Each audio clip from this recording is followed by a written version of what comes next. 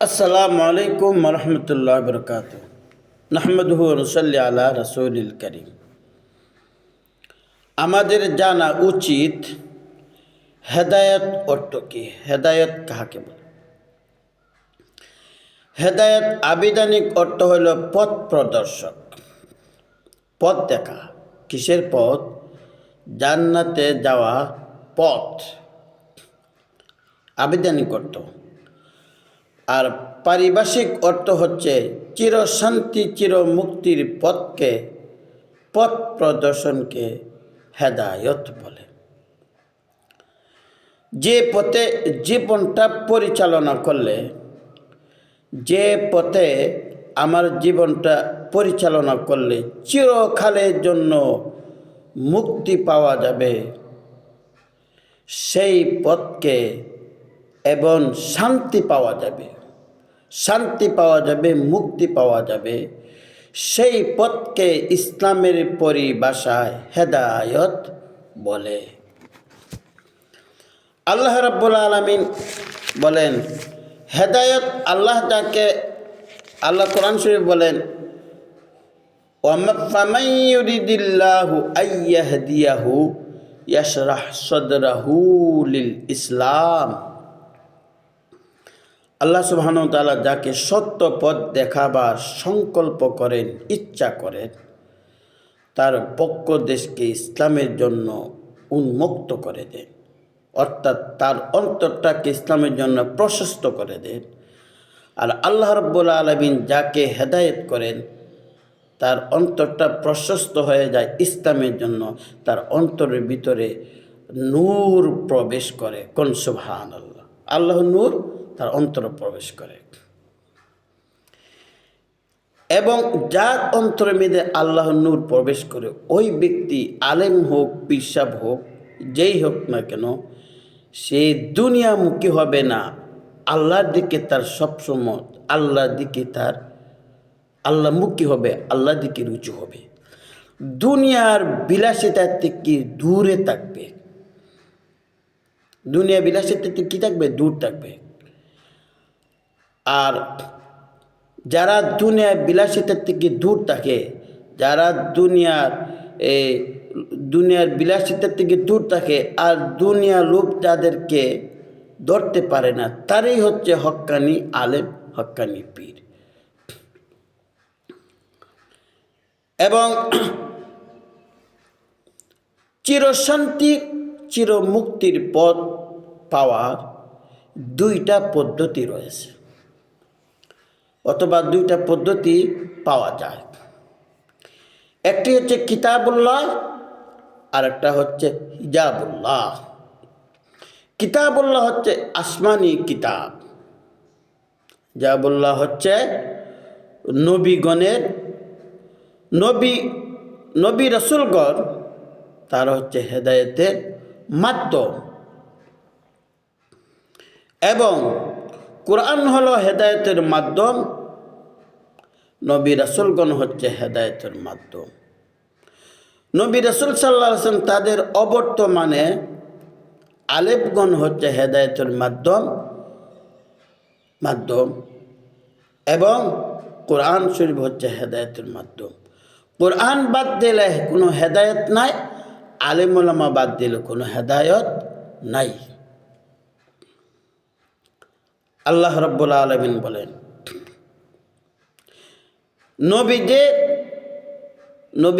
নবীজের যে কাজ, আলেম ওলামাদের সেই কাজ, কুনতুম খায়রা উম্মাতিন উখরিজাত লিন্নাস।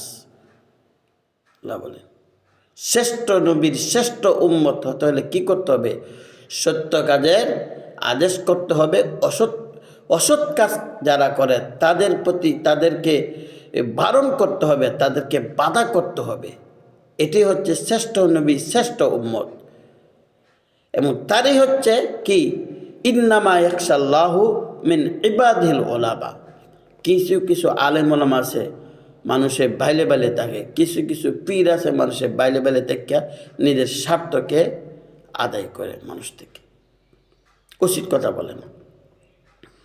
আল্লাহ রাব্বুল আলামিন বলেন, ইন্নামা ইয়াখশাল্লাহু মিন ইবাদিল উলামা, আমাকে একমাত্র বই করার মতো বই করে আলেম উলামা। যেভাবে বই করলে বই হয়, যেভাবে মানলে মানা হয়, সেইভাবে মানে বই করে আলেম উলামা। আল্লাহ রাসূল সাল্লাল্লাহু আলাইহি ওয়াসাল্লাম বলেন, আল উলামাউ ওয়ারাসাতুল আম্বিয়া, আমাকে আমার উত্তরাধিকারী হচ্ছে আলেম উলামা। আমি যে কাজ করতেছি আমার অবর্তমানে সেই কাজ আলেম উলামা করবে। সুবহানাল্লাহ। এই কারণেই আলেম বাদ দিলে কোনো কি নাই, আলেম বাদ দিলে হেদায়েত নাই। এই জন্য আল্লাহ রাসূল সাল্লাল্লাহু আলাইহি ওয়াসাল্লাম বলেন, জান্নাতে যেতে গেলে 4টা পথ আছে, 4টা রাস্তা আছে। 1 নম্বর হলো কুল আলিমান, রাসূল বলেন তুমি আলেম হও। এটা তোমার জন্য জাহান্নামের আগুনের পথ থেকে বাঁচার 1 নম্বর পথ। 1 নম্বর পথ কি? তুমি আলেম হতে হবে। কে আলেম? হক্কানি আলেম হতে হবে। ভণ্ড আলেম নও, হক্কানি আলেম হতে হবে, হক্কানি পীর হতে হবে। পীর হতে গেলে 1 নম্বর শর্ত হচ্ছে আলেম। যিনি আলেম না সে পীর হতে পারে না। অনেক পেশাব আছে, তারা হাফেজদেরকে পিছনে রেখে 2 রাকাত নামাজ পড়ার ক্ষমতা নাই, কারণ তাদের পড়া অশুদ্ধ, তারা পড়া শুদ্ধ না। যাদের পড়া অশুদ্ধ, সূরাগুলো অশুদ্ধ, তাদের নামাজ অশুদ্ধ। যাদের নামাজ অশুদ্ধ তারা পীর হতে পারে না। আপনারা কী করেন? তারা কি পীর হতে পারে? এ কারণে আলেম হতে গেলে, পীর হতে গেলে অবশ্যই 1 নম্বর শর্ত হচ্ছে আলেম হতে হবে। দেশের মধ্যে বহুত আলেম ছাড়া পীর আছে, আলেম ছাড়া পীর হতে পারে না। আল্লাহ বলেন হক্কানি পীর কারা? যারা হক্কানি আলেম হয়ে হক্কানি পীর হয় তারাই হচ্ছে। আর তাদেরকে অনুসরণ করার জন্য আল্লাহ রাব্বুল আলামিন কোরআনের মধ্যে কি করছেন? ইশারা দিছেন। কোরআনের মধ্যে বলছেন ওয়াবতাগু ইলাইহিল ওয়াসিলা, তাদেরকে মাধ্যম ধরো। এই জন্য আল্লাহ রাব্বুল আলামিন, আল্লাহ রাসূল সাল্লাল্লাহু আলাইহি সাল্লাম বলেন, যাদের আলেম হওয়ার সুযোগ নাই তারা কি করবে? আও মুতাআল্লিমান, 2 নাম্বার আও মুতাআল্লিমান, তারা আলেমের ছাত্র হবে। এটা তোমার জন্য জাহান্নামে থেকে বাঁচার 2 নাম্বার রাস্তা অথবা 2 নাম্বার পথ। যাদের আলেম হওয়ার সৌভাগ্য, আলেমের ছাত্র হওয়ার ভাগ্য জুটে না, তারা কি করবে? সুযোগ নাই, আলেমের ছাত্র হওয়ার সুযোগ তার নাই, সুযোগ পাইতেছে না। ছাত্র হইতে গেলে তো সুযোগ লাগবে, সময় লাগবে, সুযোগ নাই। তারা কি করবে? জান্নাতে যেতে হবে। তারা জাহান্নাম থেকে বাঁচার 3 নাম্বার রাস্তা হচ্ছে আও মুস্তামিআন আও ক্বালা মুত্তাবিআন, আলেম ওলামার ওয়াজ শুনবে, নসিহত শোনার, হক্কানি আলেম ওলামার ওয়াজ শোনা, তাফসির শোনা, কোরআন শরীফের তাফসির। যারা কোরআনকে বাংলাতে অনুবাদ করে বুঝাইতে পারে তাদের আলোচনা শুনো, তারা কি বলে, তাদের নসিহতগুলো গ্রহণ করো। তাদের নসিহত গ্রহণ করো যদি, তাহলে নসিহত গ্রহণ করো, আমল করো, তাহলে জাহান্নাম থেকে বাঁচার 3 নাম্বার রাস্তা হবে ওয়াজ শোনা করে হক্কানি আলেম ওলামা। যে আলেম ওলামা যাদের আল্লাহর দিকে যাদের রুজু, যে আলেম ওলামা টাকা খাইয়া ওয়াজ করে, চুক্তি করে এত টাকা দিলে ওয়াজ করব, ওই ব্যক্তির চুক্তি করনেওয়ালা আলেম ওলামার ওয়াজ শোনার কথা আল্লাহ নিজেই নিষেধ করছেন।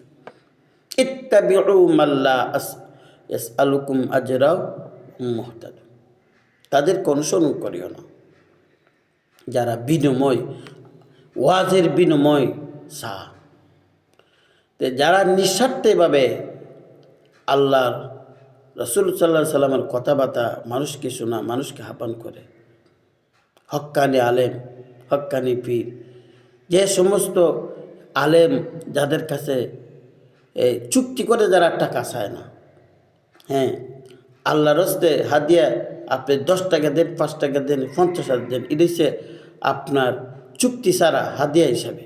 হাদিয়া 1 টাকা দিলে হাদিয়া, 50,000 টাকা দিল হাদিয়া, চুক্তি ছাড়া হাদিয়া হবে। আর চুক্তি করলে 5 টাকা যদি চুক্তি করে দেন, এটাও কি হবে? নাজায়েজ হবে।